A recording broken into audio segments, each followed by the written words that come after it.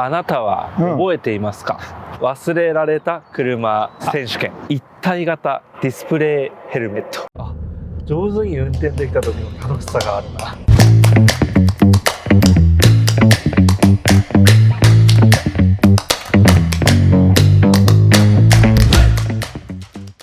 レッスン&ウィルス TV のお時間でございます。今日もボーイズ&ウィルス TV プロデューサーの上野太郎くんとお届けします。よろしくお願いします。お願いします。太郎ちゃん今日何これ。あなたは覚えていますか、忘れられた車選手権。あの人は今的な。そうすごい選手権。しかもこれよくあったね。こっちのモデル名がトヨタウィルサイファー。よく覚えておりますよ。これもう響き自体が懐かしいよね。こちらはスマート44。どちらも2004年式です。同じ年式なんだ、ね、同じ年式なんですよこれが。しかも似たパッケージ、そしてどちらも在庫車でございますので、気軽にお問い合わせくださいということで、今回もレッスン&ボーイズ TV はこの2台でお届けします。お楽しみに。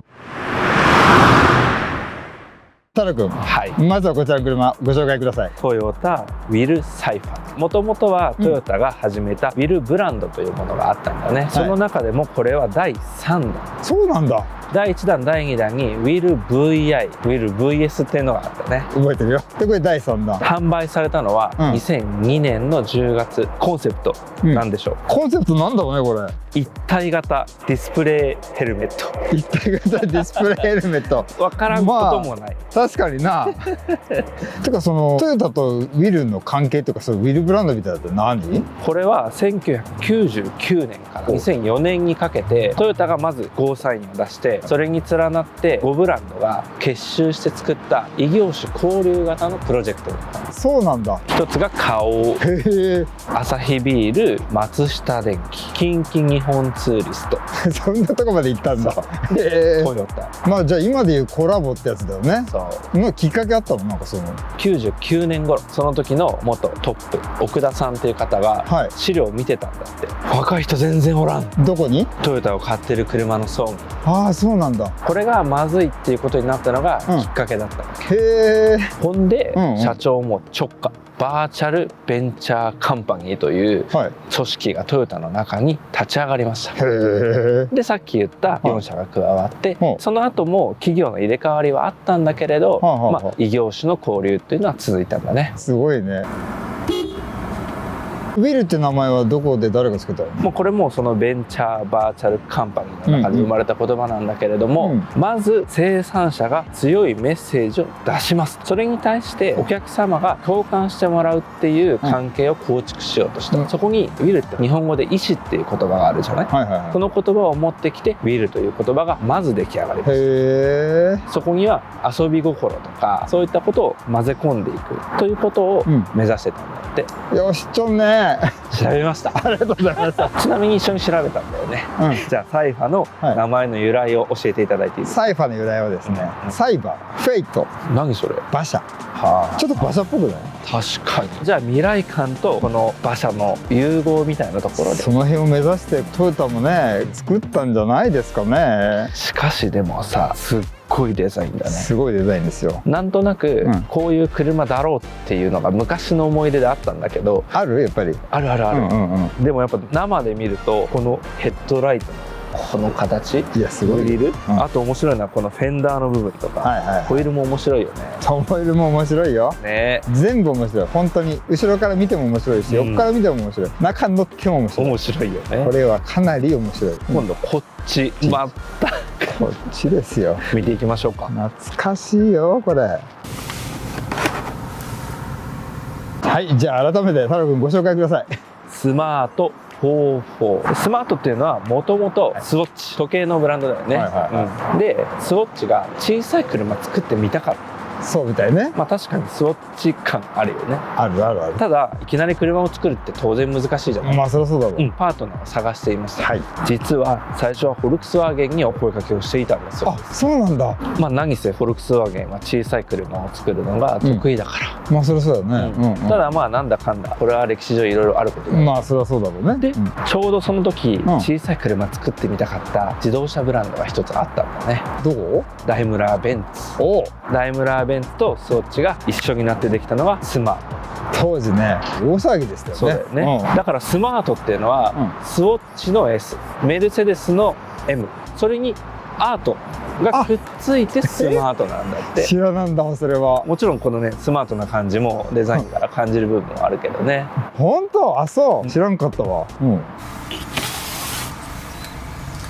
じゃあこれ中身は何？ベンツなの？どうなってると思うじゃない、ここにまた異色コラボレーションがありました。あ、そうなの？42っていう2人乗りのスマートあったじゃない。あったね。あれはリアエンジンリアドライブの小さい車だったんだけれど、こっちはですねフロントエンジン、フロントドライブ、FF 方式、それをなんと三菱とプラットフォーム、いわゆる下敷きだね車の、これは三菱のコルトのものを一緒に使っているという。三者合同だね。そう考えるとそうなるね、エンジンはこの車においては 1.5 リッターのガソリンエンジンを乗せている。ここまででお話しした中で、似たサイズ感、似たパッケージ、そうね、でもそれぞれ生まれてきた歴史が全く違うんだね。だけど同い年だからね。そうとなるとこの2台を比べてみるのはとても面白いんじゃないかと。懐かしいでございます。そして実際多分この2台を一緒に並べて何かコンテンツにしたっていうのは、日本どころか世界初だろうね。史上初でございます、皆さん。ということでこんなに違う車なので、乗ってみてまた違いがあるんじゃないかと。それあるだろうね。ぜひ乗ってみようかなと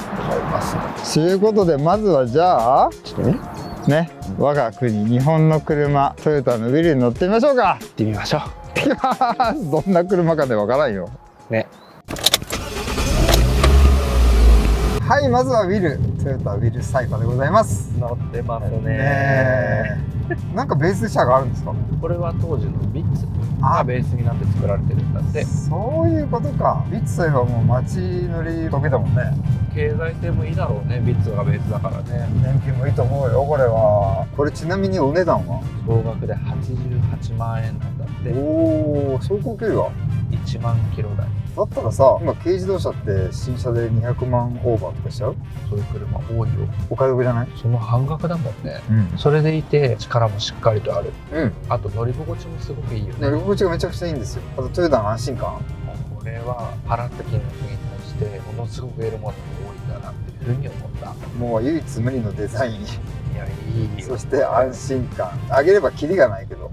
思いがけない出会いだった。本当にそうだね。助手席もいいでしょ。シートもすごくね、座り心地がいいしね。あと大きなことに気づきました、僕は。何ですか？年式じゃなくってコンディション、ショールームずっとありましたみたいなコンディションじゃない？そう、我々レセンスのね、車選びのモットーが一つかもしれないね。本当に10年前、本当30年前っていうね、疑っちゃうコンディションの車ばっかりなんですよ。さっきの話と続きだけどさ、20年感じさせる？全く。多分知らない人が見たら「なんとかちゃん新車?」みたいな。ありえるね。やっぱ外装はさ、それは劣化もありますよね。でもこのコンディションじゃないですか。でも内装、この綺麗さじゃん、あと清潔感、傷も見当たんないしさ、これやっぱり綺麗好きな方がね乗っても全くストレスのない仕上がり、大切に乗られてきたんだなっていう歴史を感じる。そしてこの貴重な車でしょ。これは本当にね素晴らしい答えでございますよ。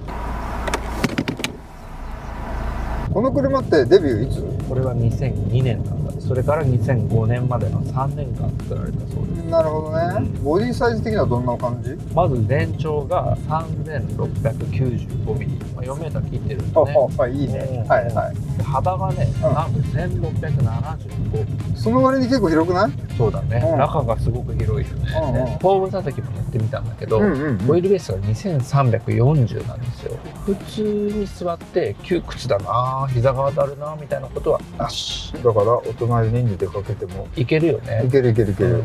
乗ってるとさ、速いよね結構。一番最初に乗って踏んだ時にビューンって出たから、お、そうなのよ、えっと思ったわけ。多分当時のさトヨタの車の作り方のさ持ってき方だと思うんだよね。なんかちっちゃい排気量で街乗りでどんだけ速く感じさせるかみたいなセッティングの表れなんじゃないかな。今の車には多分この感じはないと思うんだよね。確かに。そしてそもそも軽さがあるよね。ある。そうだからね、いろんなことが相まってとてもキビキビと走るんですよこれが。だから今では感じられない感覚がドライビングフィーリングでも得られる。そうだね、やっぱこの時代のタイヤのサイズって正解なのかもしれないね。乗り心地という視点においてはね。それかやっぱり、まあだからトヨタの隣はさ、20年前のトヨタの車の軽さ、そこがやっぱ気にしてんじゃないかな。そうだね。うん、この軽やかに乗れる車を、そして気軽に乗ってもらいたい。そうだね。うん、さらっと。スマートなエンジンを始動お願いします。おお。そしてこのシフトパターンをまず A にしますね。オートマってことですか？そうですね。うんうん。サイドブレーキを下ろせばスタートできると。スタートしてみようと思います。走り出しました。そしてここで変速。確かに多少の前後の動きがあるんだね。変速するときにシングルクラッチ80ならではのマナーだね。そもそもなんか明るくないこの車。ここが開くね。そして今気づいたけど半分から後ろも開くんだね。そう。デュアルサンルーフって言うんですか？そうだね。だから室内が明るいし、やっぱりね、こういう素材布が貼ってあるのこれ。みたいなデザインだよね。ダラダラしてたりとか、このデザイン一つ一つ見ても全くキャラクターが違うというか、メーターフードとかさ、シフトノブ一つ取ったりさ、この電気のスイッチ一つ取ったり、ドアノブに関しては室内のここだけじゃなくって、このルームミラーから見える外のドアノブとかもさ、遊び心がすごいよね。いやすごい。この時代の4-2にも乗った経験があるんだけど、すごくエキセントリックな感じがするんですね。デザインとかもそうだし、乗った感じとかも当然パッケージングも、それがこっちになると、まず大人5人乗れるわけじゃない、はい、で FF である。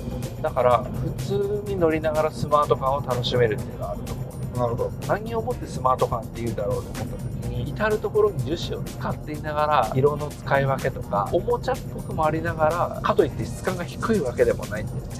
全くないね。これがスマートらしいところなんだなっていうふうに思った、ね。この車もさっきのウィルサイファーと同じくさ、経年劣化全くなくない？ね、めっちゃ綺麗だよ。3万キロ台のスマートに出会えた。これまたね、知らない人が乗ったら「新車ですか？」ってなっちゃう。アクセル踏んでいくとさ、おーって聞こえてくる元気なエンジン、いいね。いやとってもいいです。いいね。あとね、ウィルサイファーに乗ると確かにギューンと進んでいく感じが助手席に乗っていた時にも感じたのね。一方でこのスマート、アクセル踏んだ時の感覚とかが結構重くてどっしりしてます。これ意外な点だった。低いうなり音と合わせると、車格がね1つあるいは2つぐらい大きな車に乗ってるような気もする。もっとパタパタするかと思った。いやー素晴らしい。よくまとまってますねこれは。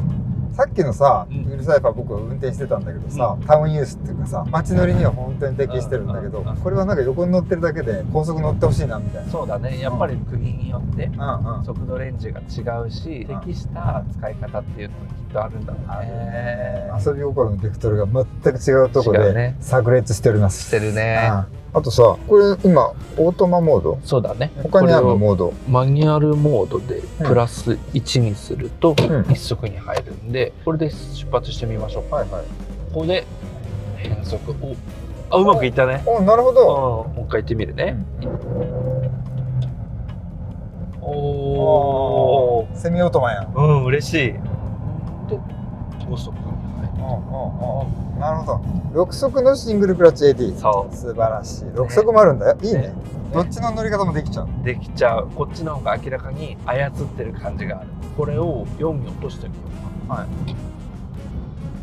ああ、ちゃんと回転がかって入る。あ、上手に運転できた時の楽しさがあるな。なんか誰かがクラッチをうまいこと踏んでくれてるような。あとこうやってさ、カーブが連続する道を走ってると、タイヤがね非常に外側にあるじゃん。あ、本当だ。踏ん張ってる感覚がすごく強い。それでこのなんかスーって感じがあるんだ。これはスマートならではの楽しさだね。確かに。いやーこれ迷うね。全然違いますね。どっちも100点だからさ。はい、戻ってまいりました。戻ってきたね。どうだった？楽しかった。まずはこのサイズで似たパッケージングでこんなに違う車になるかと。同い年でね。そこが僕は再発見があったし、いやなんなら初めての発見だったかもしれない。そうかもしれないね。しかもこんなに見た目はまあ変わってるし、コンセプトもすごく変わっててユニークで面白い。だけどちゃんと乗っても楽しい車。そうだね。しっかりと作られてて素晴らしい車でございましたわ。大満足。まずさ、スマートはどう？実際乗った感じもちょっと癖とかもあったじゃん。あったあった。僕たちはもう大好き。ただボーイズ&ウィールズをご覧になっている方はこれから車を買うかなっていう人多いと思うんだよね。